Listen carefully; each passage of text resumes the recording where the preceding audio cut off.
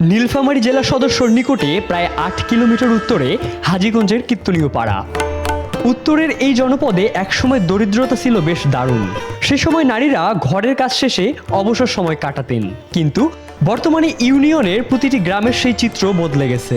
গ্রামের অধিকাংশ বাড়ির মানুষেরা হোগলা পাতার হস্তশিল্প তৈরিতে ব্যস্ত সময় পার করছেন। এই এলাকার নারী পুরুষের হাতে তৈরি পণ্য ইউরোপ, আমেরিকা সহ বিশ্বের অন্তত প্রায় ২৮টি দেশে পৌঁছে যাচ্ছে। হোগলা পাতা রয়েছে নানা ধরনের নাম। বাংলায় হোগল, হোগল পাতা ও ধাড়ি পাতা নামে পরিচিত হলেও ইংরেজিতে এটাকে বলে ক্যাটটেল বা বিড়ালের লেজ। সাধারণত ৫ থেকে ১২ ফুট উচ্চতার এই হোগলা পাতা রোদে শুকিয়ে বিশেষ কায়দায় এই পাতা পেঁচিয়ে প্রথমে দড়ি বানানো হয়। হোগলা পাতা দিয়ে তৈরি হস্তশিল্পে নীলফামারীর অসংখ্য মানুষের ভাগ্য বদল হয়েছে। হোগলা পাতার কারুশিল্প বদলে দিয়েছে তাদের জীবন। ২৫০টিরও বেশি ডিজাইন অপশন নিয়ে ওয়ালটন স্মার্ট ফ্রিজ, বোঝে আপনার প্রয়োজন। গ্রামের হতদরিদ্র নারীরা হোগলা পাতার দড়ি দিয়ে বাহারি হস্তশিল্প তৈরি করে জীবিকা নির্বাহ করছেন।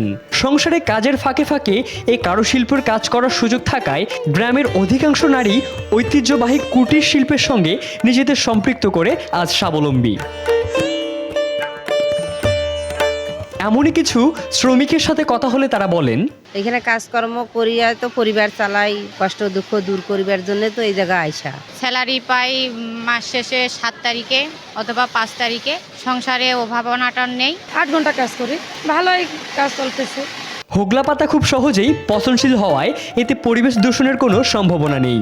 বিশ্বজুড়ে আজ পরিবেশ দূষণের মাত্রা বেড়ে যাওয়ায় জনপ্রিয় হয়ে উঠছে সিগ্রাস বা সমুদ্রের তীরের ঘাস, অর্থাৎ হোগল পাতা, তাল পাতা, খেজুর পাতা ও গোলপাতা জাতীয় জিনিসের তৈরি পণ্য।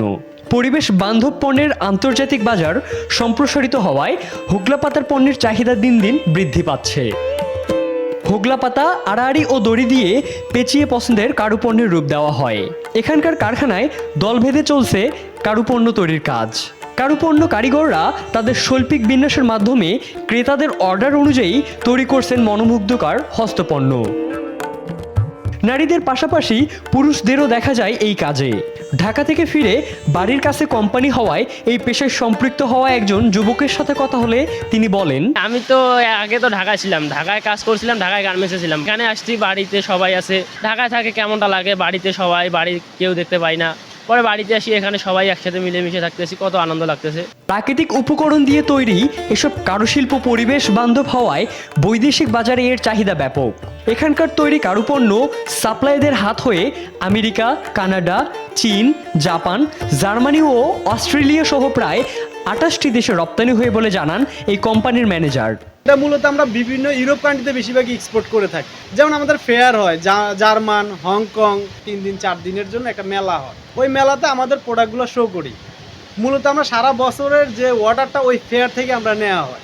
ওইখানে বায়ার আসে, বিভিন্ন কান্ট্রি থেকে বায়ার আসে, এসে ওরা ওইখানে এসে আমাদের স্যাম্পল দেখে যদি পছন্দ হয়, প্রাইজে মিলে ওরা অর্ডার দেয়। সেই অর্ডারটা নিয়ে আমরা 12 মাসে কিন্তু কাজ করি। সরকারি বেসরকারিভাবে প্রয়োজনীয় পৃষ্ঠপোষকতা করলে অনেক মানুষের কর্মসংস্থান সৃষ্টি হবে এবং অর্থনৈতিক লাভবান হবে নীলফামারীর এই অঞ্চলের মানুষ।